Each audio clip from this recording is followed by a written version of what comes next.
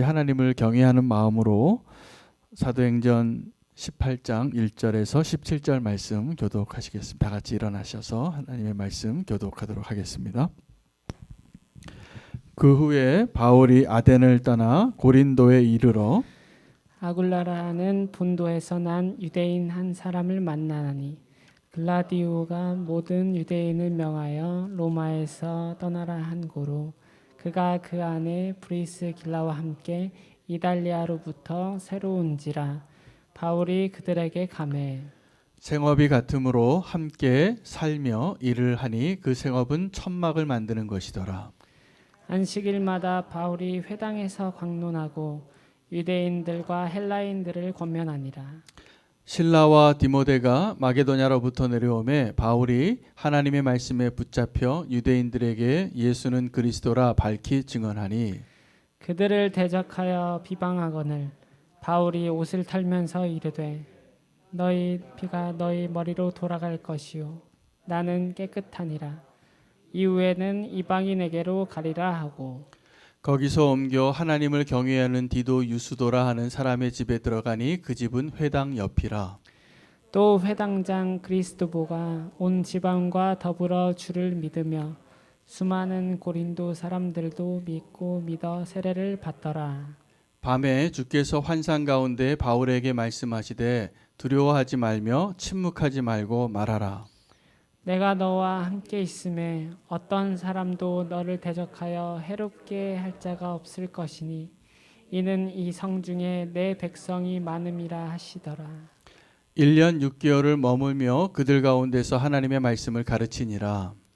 갈리오가 아가야 총독되었을 때 유대인들이 일찍 일어나 바울을 대적하여 법정으로 데리고 가서 말하되 이 사람이 율법을 어기면서 하나님을 경외하라고 사람들을 권한다 하거늘 바울이 입을 열고자 할 때 갈리오가 유대인들에게 이르되 너희 유대인들아 만일 이것이 무슨 부정한 일이나 불량한 행동이었으면 내가 너희 말을 들어주는 것이 옳거니와 만일 문제가 언어와 명칭과 너희 법에 관한 것이면 너희가 스스로 처리하라.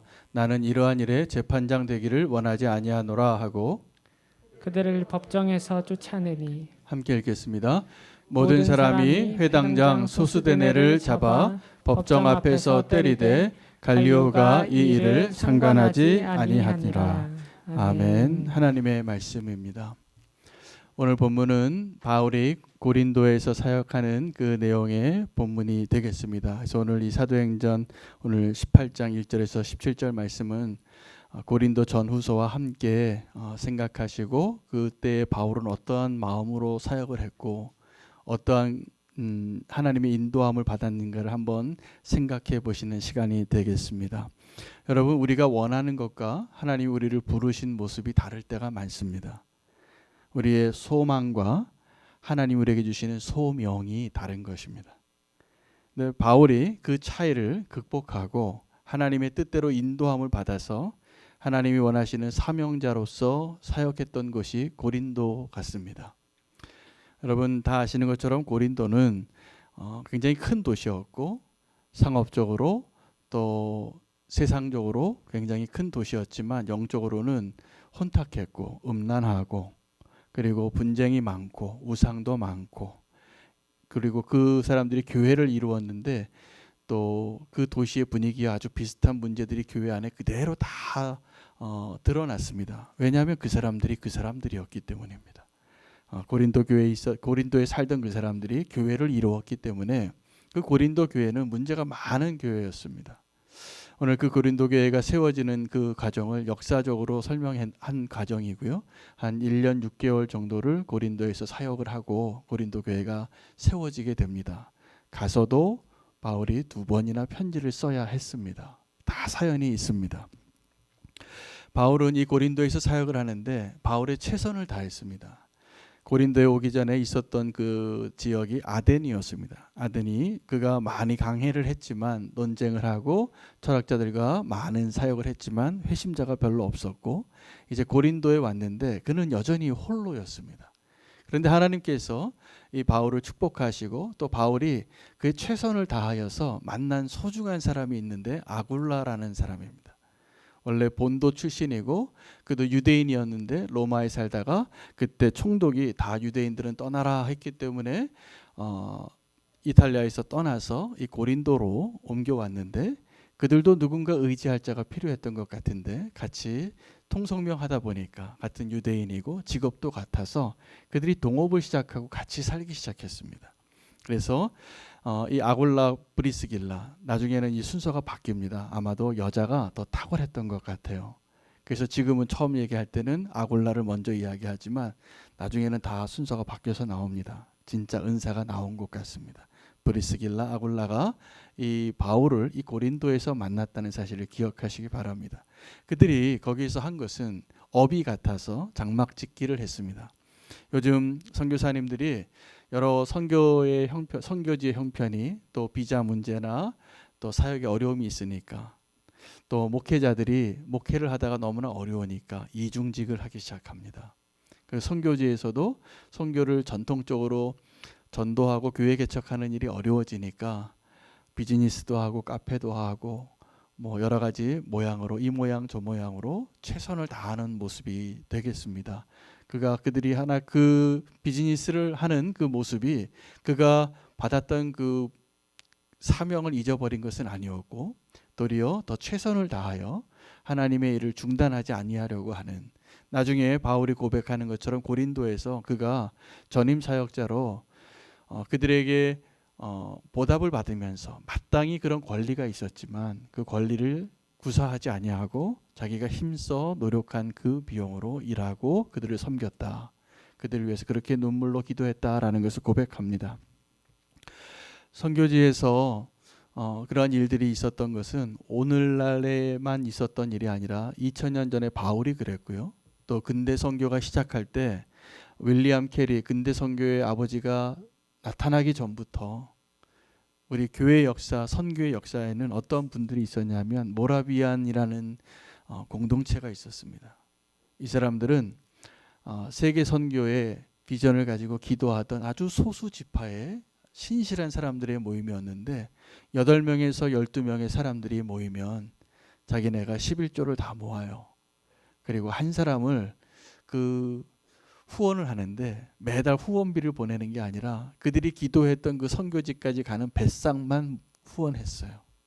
그리고 그들이 가서 어떻게 사역을 했냐 하면 그냥 삶 속에 들어가는 선교사가 된 겁니다.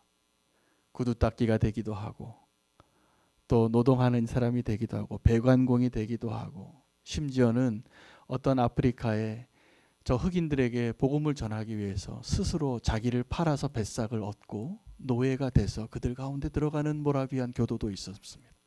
이 사람들의 그 놀라운 헌신과 이 전문인 선교의 모체라고 할 수 있는 선교의 목적을 달성하기 위하여 자기의 최선을 다하는 그 사람들의 모습이 땅끝까지 다 복음을 전파하는 일을 가능하게 했습니다. 그래서 저도 선교에 헌신하고 지금까지 주님에게 순종하고 왔는데 제가 생각해 보니까 선교사의 모델 가운데 가장 아름다운 발자취를 남긴 선교사들 이 모라비안 교도들입니다. 그들은 그 공동체 자체를 아주 신실한 믿음과 선교의 공동체로 살았고 그 영성으로 살아냈고 그리고 그렇게 가서 아무것도 없이 의지하는 것 없이 주님만 믿고 그렇게 아름다운 일들을 놀라운 일들을 해냈습니다. 위대한 일이죠. 근데 그 모체가 사실은 바울도 그랬다는 것입니다. 바울이 고린도에 혼자 왔는데 그렇게 이제 사도로서 복음을 전하는 그러한 사역을 한 것이 아니라 바울은 이 고린도에서 사역을 비즈니스 에즈 미션으로 시작한 겁니다.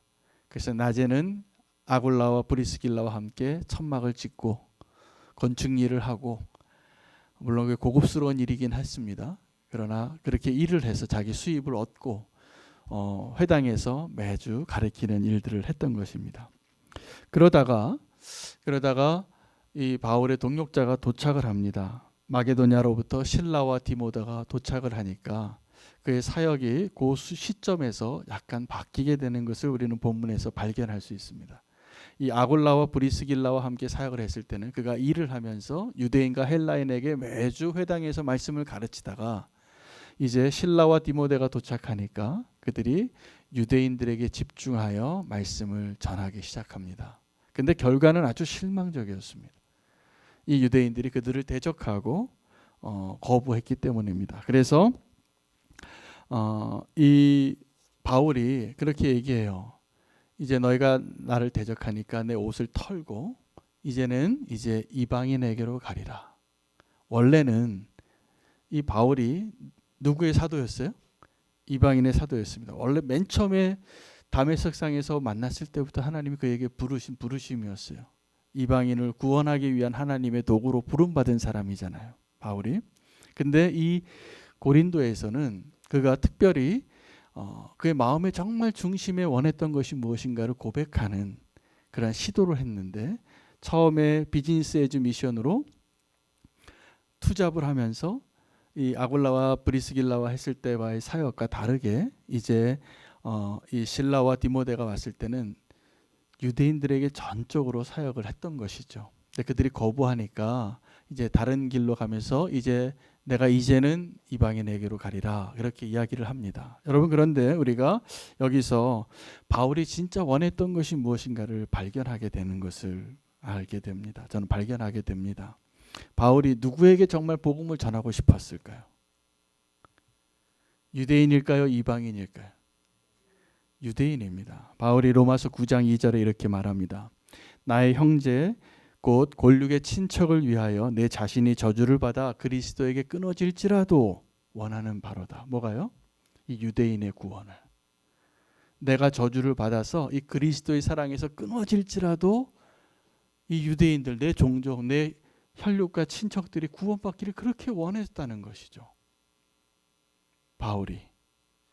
그런데 이 바울의 이 고백에는 바로 이 로마서 9장 2절에 했던 이 고백은 로마서 8장 38절 39절의 그의 고백과 함께, 결론과 함께 들어야지 더 그의 마음의 갈등이 해석이 되어져요. 로마서 8장 38절에 39절에 바울이 이렇게 얘기합니다. 사망이나 생명이나 천사들이나 권세자들이나 현재일이나 장래일이나 능력이나 높음이나 깊음이나 다른 어떤 피조물일지라도 우리 주 예수 그리스도 예수 안에 있는 하나님의 사랑에서 끊을 수가 없느니라. 자, 우리를 이제 믿는 우리를 그리스도의 사랑에서 그 어떠한 것도, 천사도 권세도 장래도 미래도 깊음이나 높음이나 어떠한 것들도, 어떠한 피조물일지라도 우리의 주 예수 그리스도의 안에 있는 그 하나님의 사랑에서 끊을 자가 없다고 했는데, 그가 뭐라고 말하냐면 내가 그 하나님의 사랑에서 끊어질지라도 원하는 바라는 거예요. 무엇을요? 내 동족의 구원을. 여러분, 우리가 어떠한 삶을 선택하고 직장을 선택하고 만남을 선택하고 또 교회를 선택하고, 우리는 여전히 많은 경우에 내가 원하는 기준과 내가 원하는 뜻대로 결정할 때가 너무나 많습니다. 근데 오늘 바울은 우리에게 무엇을 말해주고 있냐면 나의 소망과 하나님이 나에게 주신 그 사명은 다르다는 거죠. 바울이 이 고린도에 있고 싶었다고요? 있고 싶지 않았다고요? 헷갈리시죠? 바울이 지금 화가 났어요. 그러나 그가 먼저 원했던 것은 이 유대인들의 구원을 위하여 디모데와 실라가 오니까 유대인들을 위하여 정말 최선을 다하여 복음을 전했던 겁니다. 그런데 그가 그렇게 복음을 전하고선 이런 거죠. 여러분, 그 좋은 거를 내 자식에게 주고 싶잖아요. 내 가족에게 주고 싶고, 내 가까운 사람에게 남겨놓고, 내 자녀, 내 남편, 내 아내에게 숨겨놓고 싶은 그 소중한 그 복음을 전했는데 그 거절하는 거예요. 그리고 도리어 대적하는 거예요. 그래서 바울이 원래는 이 유대인들을 위해 그런 소망이 있었지만 거절함을 받고 진짜 이 고린도에는 있고 싶지 않았어요. 여전히 유대인을 향한 그의 갈망은 컸지만 이 고린도에서 너무나 큰 실망이 되었기 때문에 고린도를 떠나고 싶었는데 그날 밤에 하나님께서 환상 가운데 바울을 찾아오셨습니다. 바울을 찾아와서 이렇게 얘기하세요. 두려워하지 말고 침묵하지 말고 말하라. 내가 너와 함께하리니 어떠한 사람도 너를 대적하여 해롭게 할 자가 없을 것이니 이 성중에 내 백성이 많음이라. 이 환상을 보게 됐고 그 말씀을 듣게 됩니다. 그 전에 어떤 일이 있었냐면 그때 그 바울이 배척을 당하죠. 자기 동족에게 배척을 당하고 회당 옆에 살았던 디도 유스도가 하나님을 경외하는 자가 바울을 거하게 해주었고, 그리고 회당장 그리스보라는 사람이 이제 온 가족이 예수 그리스도를 믿게 되는 회심하는 일이 있게 됩니다. 자, 그 상황 가운데 이 바울의 숨겨진 두려움이 있다라는 걸 알게 됩니다. 바울은 겉으로는 실망하고 화가 나서 내가 이제 이 고린도 사람들에게, 특별히 유대인들에게 내가 복음을 전하나 봐라. 내가 이제 다시는 너희하고 상종하지 않겠다 라고 돌아서서 분노한 자 같지만, 하나님은 이 바울의 마음의 중심을 어떻게 해석을 하셨냐 하면, 네가 지금 이렇게 반응하는 이유는 두렵기 때문이라는 거예요. 그 두려워하지 말라. 내가 너와 함께 하리니, 그 누구도 내가 너에게 전하라고 하는 그 말을 계속 다 말하라. 그 누구도 너를 대적할 수 없고 이 성중에 내 백성이 많으니라. 이 이야기를 하는 것입니다. 여러분, 우리는 문제를 만나면 그 문제를 누군가에게 탓하고 싶을 때가 많습니다. 내가 무슨 어려움이 있어요. 내 마음에 큰 갈등이 있어요. 그러면 우리는 누군가를 탓해요. 누구 때문이에요? 왜일까요? 두렵기 때문입니다. 나에게 사실은 문제가 있기 때문에 하나님은 그 문제를 해결하기를 원하시는데, 그 문제를 해결할 용기가 없는 사람은 누군가를 원망하고 탓하고 다른 곳으로 가시더라고요. 그런데 하나님이 그 사람을 포기하지 않으셨다면 그 사람이 그 문제를 또 만나요. 자기가 갈등하고 해결되지 않은 그 문제를 하나님은 해결하길 원하시잖아요. 그래서 야곱이 그렇게 자기는 속이고 자기가 원하는 것을 붙잡기 위해서 도망을 가지만, 도망가서 어디로 가냐면 라반의 집에 가는 거예요. 라반이 누구예요? 야곱보다 한 수 위인 사람이에요. 야곱도 속이는데 일가견이 있는 사람인데 그 야곱을 10번이나 속이는 사람이에요. 대단하지 않습니까? 라반이 그런 사람이에요. 하나님은 이 야곱의 인생 가운데에서 그 문제를 해결하기를 원하는데 야곱은 계속 도망 다녔어요. 계속 피하고. 왜요? 두렵기 때문에요. 그걸 직면할 수 있는 용기가 없어요. 근데 우리가 두려워하는 것은 우리 모두의 문제입니다. 어떤 사람만의 문제가 아닙니다. 성경에 두려워하지 말라라는 말이, 어떤 분이 이걸 셌나 봐요. 저는 안 세봤는데 그분의 그 센 숫자를 제가 인용하겠습니다. 365번이 나온대. 성경에 두려워하지 말라라는 말이 하나님이 우리에게, 하나님의 사람들에게, 하나님의 인물들에게 두려워하지 말라, 두려워하지 말라, 생각해 보니까 거의 모든 믿음의 사람에게 그 말씀하셨더라고요. 모세에게, 여호수아에게 다 했어요. 다 그렇게 용맹스러워 보이는 그 사람들에게 하나님은 계속 뭐라고 얘기하셨냐면 두려워하지 말라. 심지어 오늘 이 바울에게까지. 바울이 어떠한 사람입니까? 이 사명을 위해서 복음을 전하는 데 있어서 이 목숨도 두려워하지 않고 그렇게 사명을 가지고 다 순종했던 그 사람이, 우리가 겉으로 보기에는 이 영적인 거장 같은, 거인 같은 이 바울의 중심을 하나님이 보시기에는 두려웠던 걸로 해석이 되신 거예요. 이 고린도에서 여러분에서 우리가 어떤 사람에게 탓을 하고 또 어떤 누군가를 원망하고 저 사람만 없으면 난 살 것 같고, 핵심이 뭐냐 하면 두려운 겁니다. 하나님께서 그 사람을 바꾸고 싶고 그것을 다루고 있는데 그걸 직면을 못하고 여기에서 이 교회에서 있던 문제를 상처받고 딴 교회에서 가잖아요. 거기서 또 만나요. 그 문제를 또 갖고 계시니까. 이 직장에서 있었던 문제를 피해서 또 다른 직장에 갔을 때 그 사람이 문제가 아니에요. 주변에. 내가 문제예요. 하나님께서 그것을 다루는데 그것이 두려운 사람은 계속 피해가는 거죠. 그래서 이 두려워하는 바울에게 하나님께서 환상 중에 그날 밤에 이제 먼지 털고 옷 털고 내가 이제는 이방인에게로 가리라 너희를 상종하지 않겠다고 말하던 그 바울에게 하나님께서 뭐라고 말씀하신 거냐 하면 두려워하지 말라요.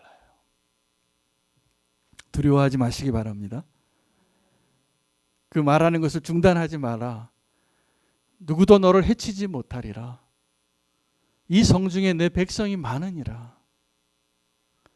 여러분 오늘 저는 오늘 말씀 본문 가운데서 지금 한 교회마다 이 사도행전 본문을 정해서 나눠서 지금 강해를 하고 있는데 이 고린도 교회에서 바울이 두려워했구나. 그 관점에서 그 시각으로 고린도전서 후서를 보니까 다 해석이 돼요. 바울이 두려웠어요. 그래서 떠나고자 할 때 하나님께서 그 두려워하는 바울의 발목을 잡고 너 떠나지 마라. 뭐라고 얘기하냐 여기서 오래 있으라는 거예요. 이 성중에 내 백성이 많으니까. 여러분 우리가 어떤 문제를 만나고 실망을 하고 또 상처를 받고 또 갈등을 하고 누군가를 피해가고 싶을 때 두려워하지 마시기 바랍니다. 두려워하지 마시기. 하나님께서 그 자리에서 하실 일이 있는 거예요. 오늘 설교 제목이 그거예요. 그래서 우리를 그 자리에 두게 하신 하나님의 이유를 발견하는 거예요.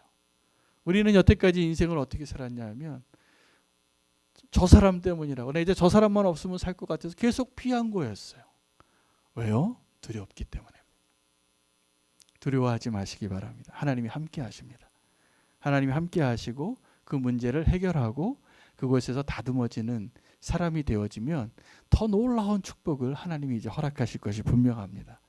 숨겨진 이 바울의 두려움을 발견하고 나서 우리가 또 하나 발견해야 될 것이 있는데 숨겨진 하나님의 축복입니다. 숨겨진 하나님의 축복이 뭐냐면 하나님께서 이 바울을 위로하셨죠. 두려워하지 말라. 내가 너와 함께하리라 라고 말하면서 하나님이 이 바울을 위로한 방식이 뭐냐면 이 성중에 내 백성이 많다라는 겁니다. 여러분 이 성중에 내 백성이 많다라는 것은 이 두려워하는 바울은 지금 나만 홀로 남았다고 느꼈던 거예요. 이 큰 도시에 이렇게 너무나 경건하지 않은 이 사람들을 내가 더 이상 사역하기 싫다. 도망치고 싶다. 그래서 먼지를 털고 딴 데로 가고 싶은데 하나님이 이 성중에 내 백성이 많으니 여러분 이 성중에 내 백성이 많으니라라는 이 예수님의 하나님의 이 대답은 두 가지 의미를 가지고 있습니다. 하나는 바울을 위로하는 것입니다. 내가 너와 함께하리라. 이곳에 너 혼자 있는 것이 아니라 하나님의 백성이 많다라는 거예요. 그래서 정말 하나님의 백성을 나중에 많이 발견하게 되고 이 고린도 교회의 풍성한 열매들을 일궈내게 되는 것이죠. 하나님이 말씀하신 그대로입니다. 우리는 이런 어려운 때에 보면 나만 홀로 남은 것 같아요. 다 엘리야 같아요. 다 로뎀 나무에 쓰러져서 주님 이제 나는 여기서 끝내고 싶어요. 나 좀 데려가 주세요. 죽고 싶어. 이런 마음을 갖고 주님 앞에 엎드려져 있을 때가 있는데 하나님께서 쓰러진 저와 여러분을 위로하시고 일으켜 세우시는 방법이 동일하더라고요. 하나님의 사람을 붙여주는 것이고 천사를 보내주시는 것이고 만져주시고 위로하시고 이렇게 세워주세요. 그 손길로. 또 하나는 우리에게 사명을 주시는 거였어요. 이 성중에 내 백성이 많으니라. 바울에게는 이것이 그를 두려워하고 아무도 모르는 그의 두려움이죠. 그는 여태까지 복음을 담대하게 복음을 전하고 부끄러워하지 않고 감옥에서도 노래하고 찬양하던 그 바울이 두려웠겠어요? 근데 하나님은 아신 거예요. 그 두려움을. 숨겨진 두려움을. 근데 하나님께서 그 숨겨진 두려움을 어떻게 해결하시냐 하면 숨겨진 축복인데 이 성중에 네가 알지 못하는 하나님 백성이 많다라는 것입니다. 여러분 이 땅에요. 저와 여러분이 알지 못하는 하나님이 택하시고 구별한 하나님의 백성이 많습니다. 많습니다. 바알에게 무릎 꿇지 않고 바알에게 입 맞추지 아니한 7,000명이 있었다고. 엘리야는 그게 안 보였어요. 많은 사람들이 내가 너무 옳고 내가 너무 헌신하고 있고 내가 너무 희생적으로 하나님을 사랑하는 사람들은 그게 안 보여요. 나만 고생하는 것 같고 나만 헌신하는 것 같고 그래서 섭섭하고 그럴 때가 너무나 많습니다. 그러나 그렇지 않고요. 나보다 훨씬 헌신한 사람도 많고 나보다 훨씬 주님을 사랑하는 사람도 많습니다. 많아. 이 성중에 내 백성이 많으니라. 나 홀로가 아니라는 것이죠. 또 하나는 그가 구원하고 제자 삼고 회복시키고 하나님께로 구원해서 인도해야 될 하나님의 미래의 백성들이 많다라는 거죠. 바울에게는 이것이 큰 위로가 됐을 것 같아요. 그는 열정으로 사역하는 사람이었잖아요. 난 여기서 이제 먼지 떨고 아무도 이제 합당하지 않다라고 생각하고 떠나려고 했는데 상처받고 아니다. 너 이곳에 있어야 된다. 그래서 1년 6개월을 더 있어요. 그리고 고린도 교회가 세워지는 거예요. 그 고린도 교회가 이렇게 아름답게 세워지는데 오늘 그 고린도 교회의 내용 가운데 법정에 대한 이야기가 나오더라고요. 갈리오라는 총독이 아가야 총독이 되어서 이제 소송을 이제 시작하게 되는데 바울을 반대했던 유대인들이 바울을 고소했습니다. 근데 바울을 고소했는데 보니까 바울에게 죄가 없어요. 그들의 언어와 관습과 명칭에 대한 것 이런 것들밖에 문제가 아니기 때문에 내가 이런 것을 가지고 재판하는 사람이 아니다. 너희가 알아서 해라. 그러니까 그들이 그때 당시에 소수대내 회당장을 바울 대신 때립니다. 그리고 갈리오는 그것을 외면하고 내버려두는 그러한 내용이 오늘 이 사도행전 18장에 기록이 되어져 있는데요. 고린도전서 6장 7절에 보면 이런 말씀을 기록합니다. 바울이 너희가 피차 고발함으로 너희 가운데 뚜렷한 허물이 있나니 차라리 불의를 당하는 것이 낫지 아니하며 차라리 속는 것이 낫지 아니하냐라고 말합니다. 이 사람들이 바로 이런 사람들이 고린도 교인이 됐기 때문에 고린도 교회 안에 어떤 문제가 있었냐 하면 문제가 생기면 세상법으로 교회의 질서로 하나님의 말씀으로 해석하고 판결하고 그 권위를 듣는 것이 아니라 이 교회의 권위보다 세상의 권위를 더 의존해서 송사하는 일들이 있었는데 그것을 안타까워했습니다. 바울은. 너희가 서로 피차에 고발하는 그것을 보는 것을 안타까워하면서 너희가 그 자체로 뚜렷한 허물이 너희는 그 자체로 이미 옳고 그른 걸 시비하고 있지만 너희가 다 허물이 있다.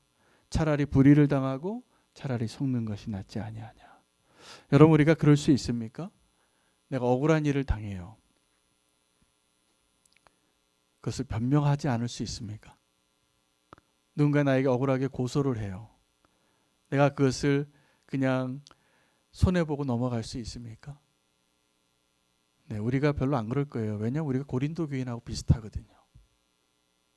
고린도 교회에 고린도 전서와 후서의 내용을 한번 잘 기억을 더듬어 보십시오. 그때 무슨 이야기들을 했는가. 바울이 고린도 성도들에게 그들에게는 우상의 문제가 있었고 성적인 문란함이 있습니다. 세상에도 없는 문란함, 근친 상간의 문제가 있었어요. 또 그들에게는 분열의 문제가 있었어요. 그들에게는 송사의 문제가 있어. 오늘 그 송사 이야기를 하는 거예요. 그들에게는 은사의 문제가 있어. 너무나 다양한데 질서가 없는 거예요. 뭐 해야 될 게 너무나 많아요. 바울이 이 고린도 교회를 세우기 위하여. 바울이 그 수많은 이야기 소재 그리고 그 문제에 대해서 교훈을 할 수 있었던 이유는 바울이 원하지 않던 그곳에서 1년 6개월이나 사역했기 때문이에요. 데살로니가 교회 3주 있었습니다. 다른 데서 아덴에서도 몇 주 안 있었어요. 그런데 여기서는 지금 1년 6개월을 있었던 거예요. 고린도에.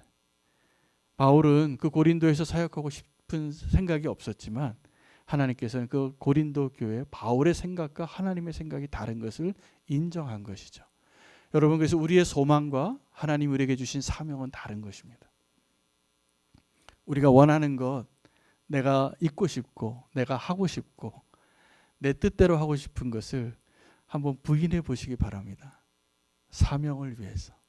하나님께서 두려워하는 저와 여러분에게 하나님이 우리에게 주시는 해답은 해결책은 그 숨겨져 있는 두려움을 드러내시고 하나님이 숨겨놨던 축복을 우리에게 허락하시는 것이 될 것입니다.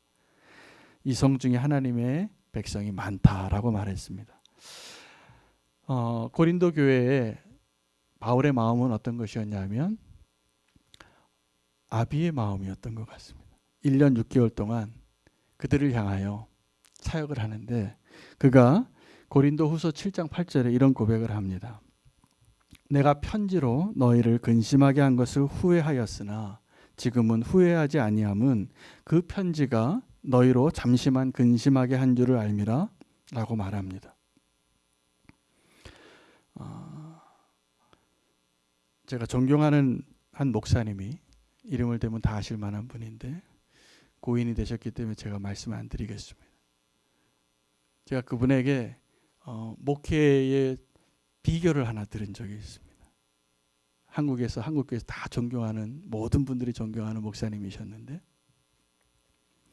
목사님들에게 한 충고였어요. 목회를 어떻게 하면 되냐고. 그러니까 그 목사님이 성도들에게 싫은 소리 할 수 있냐고 물어봐요. 성도의 마음 아픈 이야기를 할 수 있냐고. 그런데 그분이 한국에서 가장 존경받는 제자 훈련을 하신 분이에요. 여러분, 바울이 고린도 교회에다가 뭘 얘기한 거냐면 마음 아픈 얘기를 했어요. 그들이 인정하고 싶지 않은 팩트를 얘기한 거예요. 마음이 아팠어요. 그래서 바울이 근심을 합니다. 근심하고 염려하고 그러다 나중에 그 근심이 열매 맺는 것을 고백해요. 고린도후서 7장 8절에.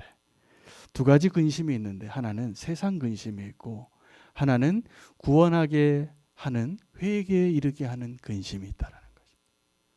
저는 우리는 교회에 이 근심이 좀 있어야 된다고 생각을 해요.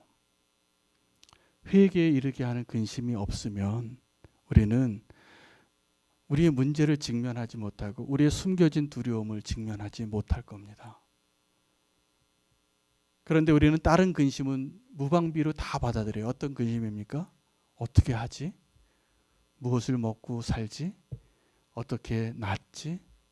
이 문제를 어떻게 해결하지? 이 근심은 매일 끌어안고 사는데 구원을 이루게 하는, 회개에 이르게 하는 근심은 너무 싫어하는 거예요.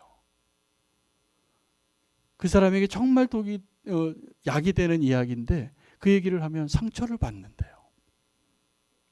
아파해요. 근데 바울이 이 고린도 교회 성도들에게 그 이야기를 합니다. 그리고 고민했어요. 자기도. 그래서 편지를 쓴 것을 후회했다가 나중에 하나님께서 그 근심했던 그 열매들이 맺어지는 것을 보고 기뻐하는 편지를 다시 쓴 게 고린도 후서예요. 바울은 이 고린도 교회에서요, 사도로서의 인정도 못 받았습니다. 다른 사람이 와서 저 사람 사도도 아니야. 졸업장 다 허위된 거야. 그러한 모함도 받고 저 사람 정통이 없다라고 이야기하고, 그리고 심지어는 바울이 이 고린도에서 사역하고 싶지도 않았어요. 그런데 그 고린도에서 이 고린도 교인들에게 바울이 이 고린도 교인, 문제 많고 여전히 세속적이고 여전히 어린아이와 같은 이 고린도 교인들을 구원에 이르는 회개에 그 근심을 허락했습니다. 그리고 그가 그 열매를 거두는 거예요. 저는 이제 우리는 교회가 건물이 아니라 사람을 세우는 교회잖아요. 저는 우리는 교회가 지금 너무나 행복하고 좋습니다. 근데 제가 목회를 하다가 요즘 드는 생각이 있습니다. 정말로 하나님께서 우리를 하나님이 원하시는 성전으로 세워가고 주의 제자로 세워가게 할 때 우리는 무엇을 근심하고 살아가는가? 여러분, 우리가 그냥 서로 사랑이 넘쳐서 모여서 즐겁고 맛있는 거 사 먹고 좋은 데 놀러 가는 거, 이게 행복한 교회, 사랑으로 소문난 교회 절대로 아닙니다. 하나님이 원하시는 사랑이 넘치는 교회는 자기를 부인하는 십자가가 통과되어져야지 그게 가능한 교회예요. 오늘 우리가 이 고린도 교회를 향한 그 바울의 마음으로 좀 돌아가시기를, 그것을 깨닫기를 축복합니다.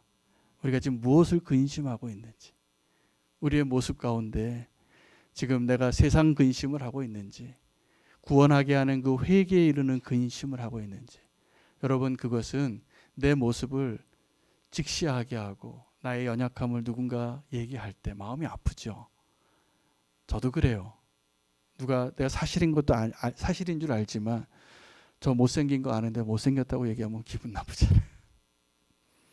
나 연약한 거 아는데 당신 연약하다고 말하면 마음이 아프잖아요. 여러분의 아름다운 교회를 이루기 위해서 바울이 이 고린도 교회에서 행한 일이 바로 정확하게 그거였어요. 그것이 있어야 우리가 예수 그리스도를 닮아갑니다. 그리고 품어주는 거예요. 바울은 근심하는 말을 하고 너무 염려가 됐어요. 마음이 아팠어요. 조마조마하면서 다시 편지를 쓴 거예요. 근데 그 고린도 교회가 아름다운 교회로 변화됩니다. 하나님이 기뻐하시는 교회가 됩니다. 우리는 교회가 하나님이 기뻐하시고 하나님이 원하시는 교회로 세워지기 위하여 우리가 지금 무엇을 근심하고 있는가? 우리 가운데는 어떤 근심이 있는가? 한번 돌이켜볼 수 있는 그 시간이 오늘 꼭 되시기를 축복합니다. 오늘 이 시간에는 주님 나 어떻게 살아요? 뭐 먹고 살아요? 너무 힘들어요. 이 근심이 아니라 하나님 내가 어떻게 더 거룩한 자가 될까요? 어떻게 내가 더 예수 그리스도를 닮아갈까요? 어떻게 내가 더 나의 문제를 인정하고 하나님 원하시는 믿음이 성장하는 자가 될까요? 이 근심을 하는 저와 여러분 되시기를 축복합니다. 바울이 그 일을 이루느라고 1년 6개월이나 고린도 교회에 있어야만 했고 하나님이 계획했던 이 성중에 내 백성이 많으니라가 열매 맺게 됩니다. 우리는 왜 그 열매가 많을 것 같습니다. 저는 그 일을 하나님이 행하시는 것을 지금도 보고 있기 때문에 그렇습니다.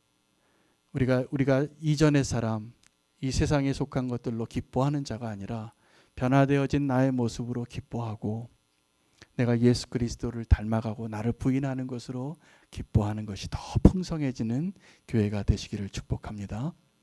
기도하겠습니다.